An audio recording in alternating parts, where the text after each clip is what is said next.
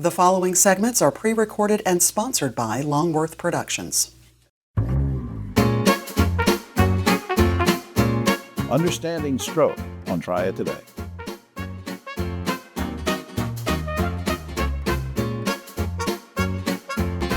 Hello everyone, I'm Jim Longworth and welcome to another edition of Triad Today, coming to you once again from the beautiful Cedar Botanical Garden in Kernersville. We'll tell you more about that later on. And later on is when the roundtable shows up. We'll get into all sorts of controversial topics with them. Between now and then, some great guests, important information coming your way, including a discussion about helping us understand stroke, all that and much more. But where we want to start is a lot of fun with a fun lady who's been on the show many times before. Elizabeth Dampier is the Executive Director of Callidium. Welcome back. Thank you for having me. So much new going on in your life and in the life of the city. We're going to talk about that. Let's just remind folks who might have just moved into the area, though, what is Callidium? How did it come about? So Callidium was formed by the merger of the longtime folks in our neighborhood, including the Children's Museum of Winston-Salem and SciWorks, then known as Callidium North and Downtown, now in one building, one location in the heart of downtown, accessible to our entire community and region in downtown Winston-Salem. Right, and it's located, give us sort of a landmark or the street, or where is it now? It's located on 3rd Street, 120 West 3rd Street in downtown Winston-Salem. Very convenient, coming off, within the city or coming off the interstate, either way. All right, now, I've always known that the Callidium, even when it was in its previous form, was all about kids. Let's do things for the kids. But then you sent me an email the other day and said you just had a big event for adults. Now, what's that all about? And is that something that's going to happen again? Well, we really like to think of ourselves as an experiential learning museum. We believe that all ages benefit from learning about science and literacy and playing and having some fun. So we do offer 21 and up events, and we do them every month. Our first event just happened, and we had people all the way from 21 to 70 plus coming and hanging out at the museum. Wow. And exploring and having fun. They were being kids again. That's exactly right. And that's what we want everybody to do. That's how I feel. I feel like a kid every time you come to the show. Now, you also said something in the email about that you're having a messy festival. Now, normally that would not connote to something very nice, but messy festival sounds fun. What is that? Well, every year we have what we call Mestival, and we believe that everybody should get messy, but you might not want to get messy at home. So why not come and do it at Callidium? We'll have a human car wash, we'll have slime, we'll have oobleck, all the things that you can think of that are messy and fun, and also very sensory to allow you the opportunity to explore that. You just described the inside of our house. I know it's my job to clean it up. Now, you also have a rooftop adventure that I believe, now we're taping in May, so it's not quite ready, right? What is it?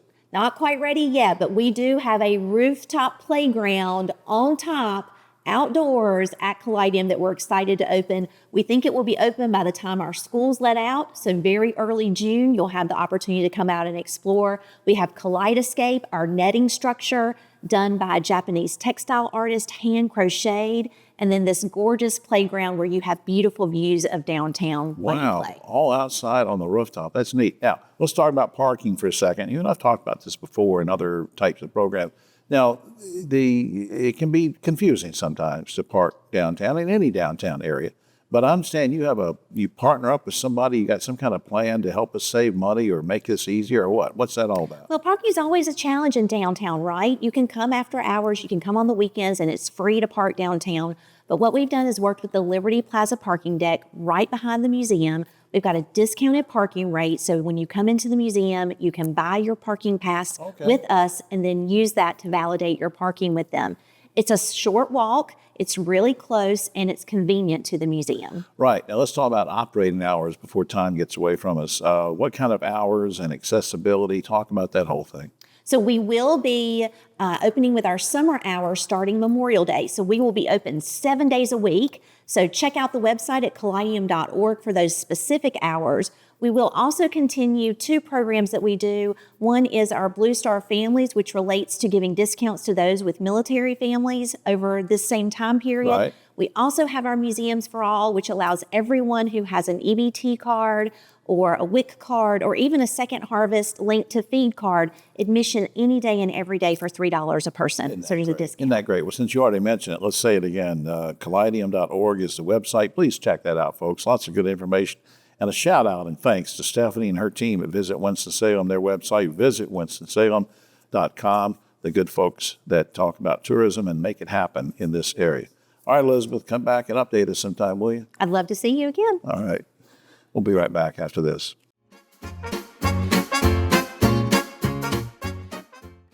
The world's brightest are Fulbrights, Goldwaters, McNairs, and Spartans. Prestigious doesn't have to be expensive. And we know you will make a difference wherever you go.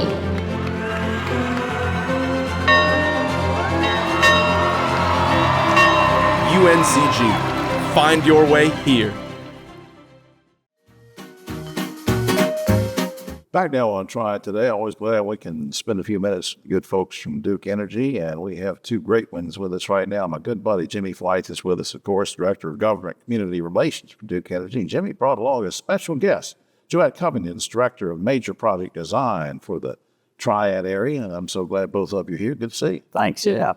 Jimmy, let me start with you. You emailed me that you said, hey, Jim, we need to talk about power grids. Yep. And of course, a lot of that's over my head, but I want to know in what way do you mean we need to talk about power grids, and how does that lead us to having Joette with us? Sure. Well, I'm sure a lot of your viewers have been, seeing a lot of crews doing work, and even this past weekend when I was at the Earth Day Fair, I heard folks asking, what are all these trucks doing out in front of my house and working on all these poles? And so, it's been a while. We've had some other guests come on the show and talk about our grid investment work and what Duke's doing there. And so I thought, it's a great time. We'll have Joette come in and give us an update on kind of where we are and how that work's going. All right. Now, what does your job entail exactly? So we're responsible for the engineering for the major projects here in the Triad. And what we're doing is we're upgrading the grid system so that it can become green enabled and more reliable and resilient during storms. So it involves putting what we call self-healing teams on the circuit. Well, what does that mean? So that is just basically instruments strategically placed along the grid that allows when power goes out on a certain circuit, can feed power from another circuit that's not out. It's also sectionalizing. So, if one circuit's out, not as many people may lose power. We're trying to keep power on to as many. In other words, for somebody stupid like me, it's kind of like me understanding Christmas tree lights. That if one goes out, you're going to make sure the whole tree doesn't go out. Yes, that is very correct. I pick up on these analogies. Jimmy makes fun of my lack of intelligence sometimes. Now, what are you really, in the big picture, what are you trying to accomplish in this? Is it all because of trying to take care of customers better? Is it all because of helping them save money? Or what's your goal there? So we're trying to provide more reliable power to our customers. So we want to keep our power on 24/7. We're also increasing line sizes. That's helping us get ready for electrical vehicles, rooftop solar on homes. And we're also doing the self-healing teams. So we're trying to get ready for that. And so right now we have on our self-healing teams, last year we saw about 13 million minutes of uninterrupted customers service. Right. So in this year to date, we've already seen over 5 million minutes of an uninterrupted services due to storms or outages. Yeah, getting back to Jimmy's thing about seeing trucks around and everything, is there a timeline that you have in mind for when all these kind of projects are going to be done, or is it just ongoing? We're always going to see improvements, or how does that go? So we started in 2021, and we anticipate that we'll go to 2029. So far to date, we've done upgrades on circuits to about 51% of our customers. We're currently working on another 45% of customers. We will have to revisit some of the circuits we've already done. We just can't do everything at one time. Right. So we will be revisiting the substations and circuits. That's kind of neat. All right. Jimmy, any final thoughts you have on this? And Yeah, just kind of want to let folks know, here in the Carolinas, we're seeing, incredible growth, in demand for electricity. You think about some big industrial plants like the Toyota battery plant, Boom Supersonic, and there's several more I could go on.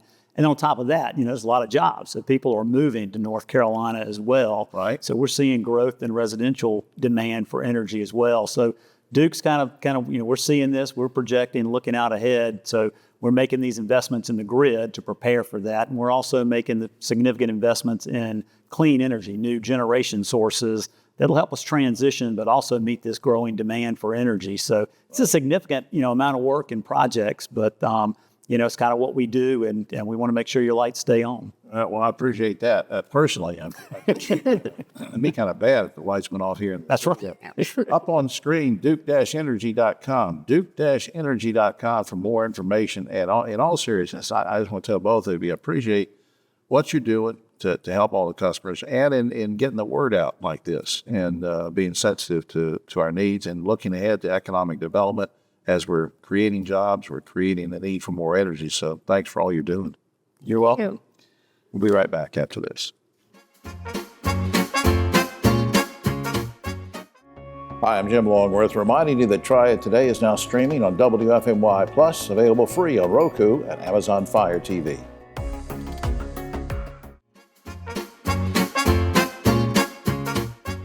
Back now on Triad Today, always glad we can spend a few minutes with the good folks at Inmar Intelligence. And we have a lovely lady with us now that I met at some meetings over at Inmar. So glad we could snag her to be on the show. Latrina McClinton's Director of Compensation and Benefits at Inmar.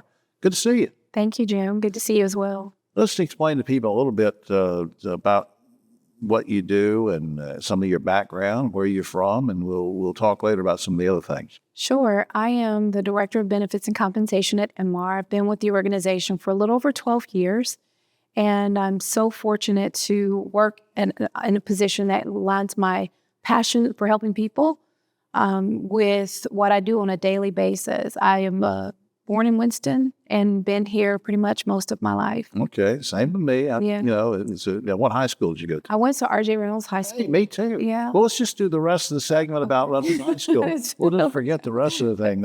No, seriously. Now, knowing your position, I think you sent me an email one day or trying to send it to me about offering the right tools and support for employees. Now, what's that all about? Why is that important? It's important because employees need a good value for the benefits and for working for an organization that values them and provides them and meets the needs of themselves and their family. And so we pride ourselves in offering a comprehensive benefits package that meets the needs of the employees and their family. And we recognize through benchmarking and talking with our associates that they have special needs. We recently recognized that there was a opportunity to provide better mental health care benefits. That's a big topic these days. It is. Mental wellness for employees and having a workspace and a work environment that is conducive to that. So how do you help them? Well, one of the things that we've done is we recently implemented about a year ago a new mental health care benefit called Lyra Health. And Lyra Health provides our employees with access to over 8,000 licensed therapists, and they get free sessions for themselves and their families.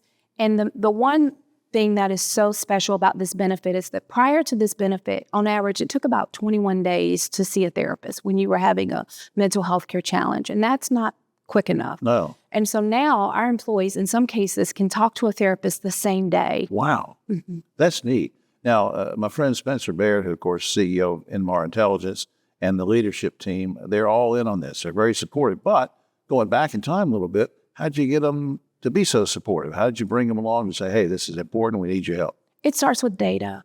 We saw an uptick in our mental health care claims after the pandemic. We're not immune, just like other employers probably saw that as well. And so we knew we had to do something about it. So data tells the story. We use the data. And plus, we have a compassionate executive leadership team. They care about our associates. And so they were on board from the start.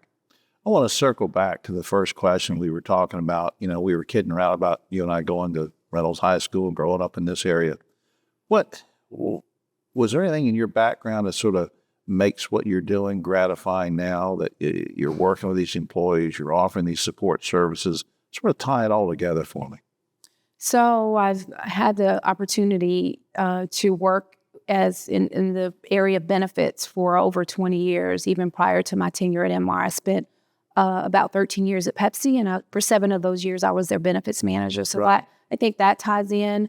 I'm just connected to naturally helping people is a passion for me. So I love to do things and projects that support others. I think all of that ties in with it. And just, again, just understanding that we've got a complicated healthcare system and being able to navigate that. And so I think those things are important to me, and being able to do that in my role with the support of a fantastic team that I have. It's all interconnected. Well, what you said a minute ago about the wait times and everything for getting help, you're knocking down those barriers of accessibility, and I just can't tell you how important that is for everybody, not just the folks in Inmar, but especially in your niche there. Before I forget about it, let's put up on screen, inmar.com is the general website if you'd like more information, inmar.com. And Latrina, thanks for all you do. Thank you for having me, and thank you. All right, we come back sometime. I will. All right, we'll be right back after this.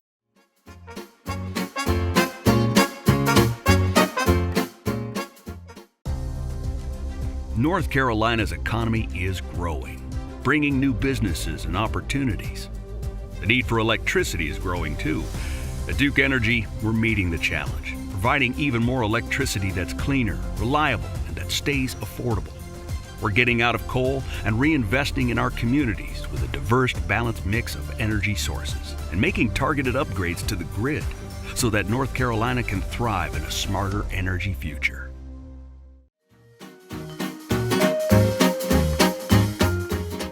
Back now on Triad Today, and it's, I was going to say it's that time of year, every year there are special months of the year where everybody sort of talks about things, and I guess it would fit now, but any time of the year is a good time to talk about stroke awareness and to understand it. And to help us do that is a first-time visitor to the show, comes to us via Michigan.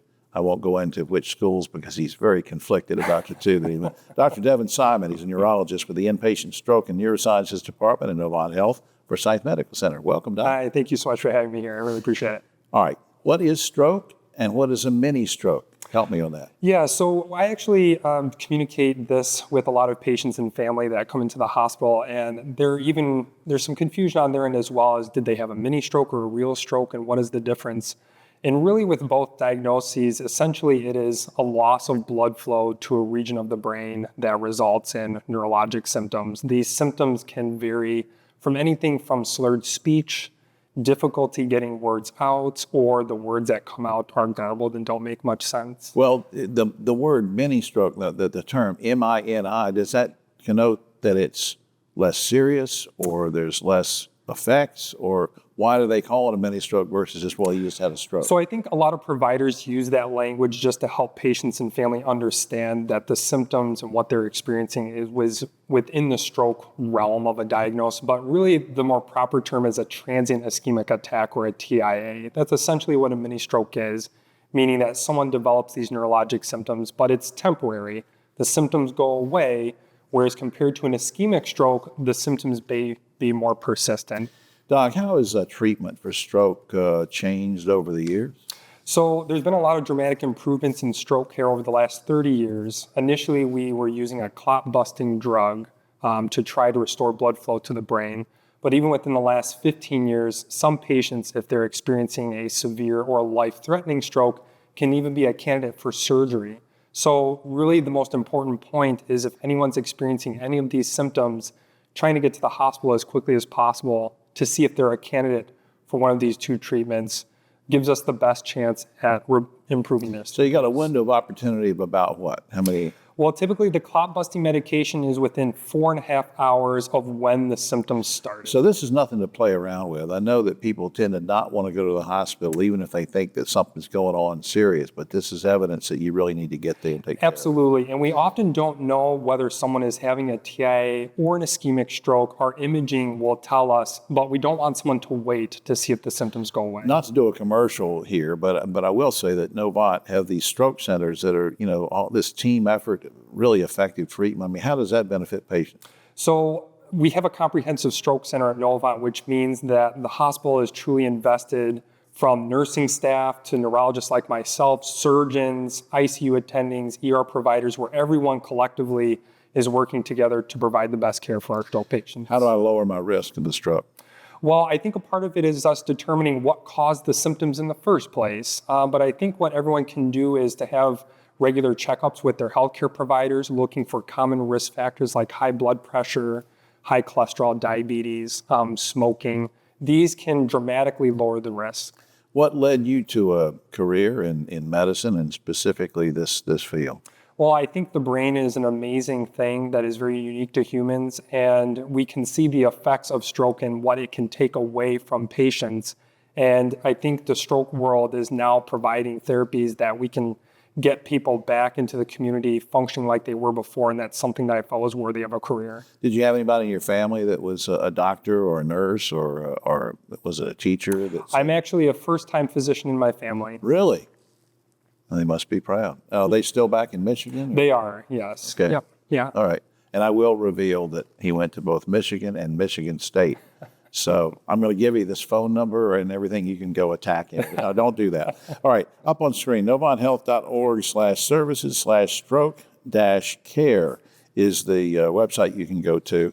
And Doc, will you come back sometime? Absolutely, anytime. All right. We'll be right back after this.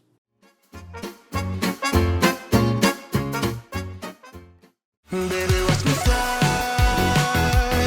Baby, watch me soar. Baby, watch me fly. I will open up the sky. Fly local, fly easy, fly PTI. Spartans are the teachers, artists, nurses, scientists, and leaders who build our communities. Hi, I'm Jim Longworth, reminding you to catch my column Longworth at Large and Yes Weekly every week. It's available throughout the Triad, or you can go online, yesweekly.com.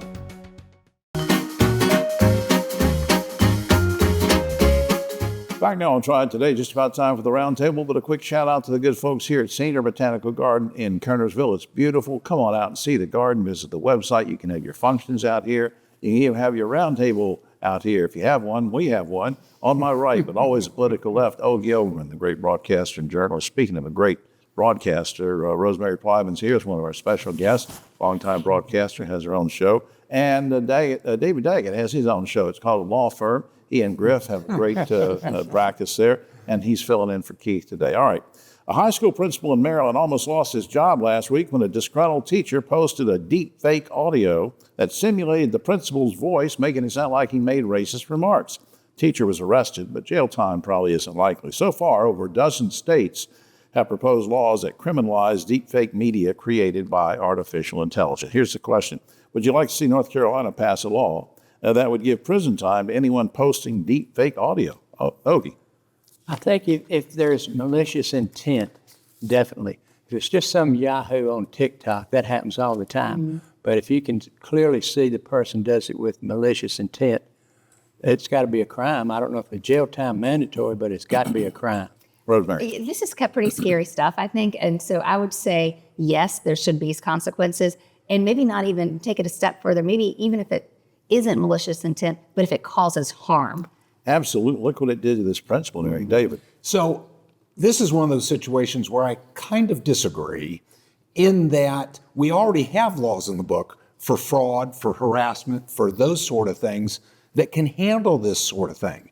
Artificial intelligence is so new, it's going to take some time for the legal framework to catch up with this modern issue. That's happened over time. So that precedents will apply. Precedents will apply. Okay. And that's happened in every area of society. That will happen here also. All right. 1 year after 6 people were killed at a Nashville school, the governor of Tennessee has now signed a new law that will allow teachers to carry concealed weapons in class. Now, we've covered this topic generally before, but my specific question now that this has happened, would you like to see all teachers be able to carry a concealed weapon in class? Ogie.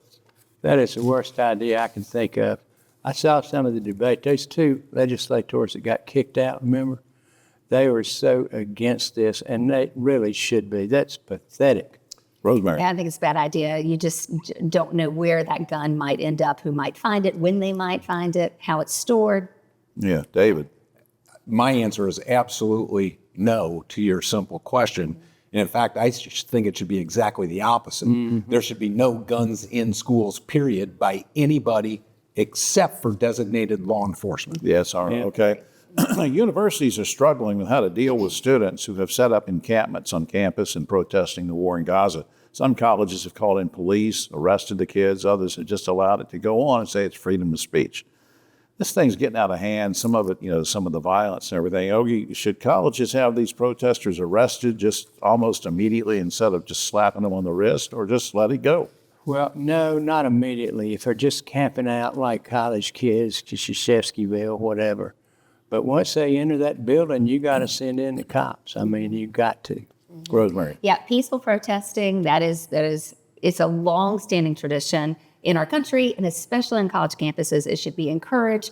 Peaceful protesting, once it crosses a line of trespassing or, violence, then you got to shut it down. David. I was involved in peaceful protests on various issues when I was in college. Me too. I think it's part of the developmental experience in how to have dialogue on issues. If it becomes violent or harmful, then we need to put a stop to it. Or obstructive? Or obstructive. We need to put an end. Well, I don't know about obstructive. We once stood on the middle of a street corner that was dangerous and stood there until the city politicians came out and recognized we had a dangerous situation. Were we obstructive? Absolutely. Were we peaceful, and did we make a point, and did we do it in a respectful way? Yes. All right, during the pandemic, most colleges stopped requiring SATs when determining admission. Today, about 20% of those colleges have now gone back to using SATs. Guys and gals, once and for all, should we do away with SATs or bring them back? Ogie. No, I don't think so. I'm fine with SAT. I know we've had problems with, bias, cultural bias, but I think it's fine. Rosemary. There has to be something that we can, we know that test scores are not equitable across the board. We also know that, grades and school districts vary so much from place to place. There has to be a way to kind of level the playing field a little bit. Yeah, I don't know what it is. It doesn't seem to be SAT. Just like your kids with extracurricular activities, that should count for something too. Dave? I think SATs should be allowed to come back, but they are just a piece of the puzzle, and we should look at them that way. All right, finally, some scientists in England now believe that we may be living, this is a true story, that we may be living in a simulated universe. Guys and gals, are you living in the real world or in a simulated universe? Ogie.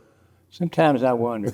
I watch Ancient Aliens a lot. I think some of these troglodytes are living in it. You think so? World. It's always got to bring politics. Are you living in the real world, or I hope so. Well, sometimes I hope not. I don't know. are you living in a simulated world? We deal with alternative facts. Why can't we deal with an alternative world? So the four of us could actually not be here. We're just plugged into the We matrix. might not be. We might not be here. And some of the viewers think we shouldn't be. All right, well, that's all the time we have. Oh, except for this. Speaking of science and everything, scientists, another true story, have now determined that space aliens are hitchhiking on meteors in order to get from their from one place to the next. To get their destination, they have to hop from planet to planet to planet. Ask why they go through all this trouble. One of the aliens said, because we can't get a direct flight. It's a common problem. All right, for all of us here at Triad Today, I'm Jim Longworth, and see you next week.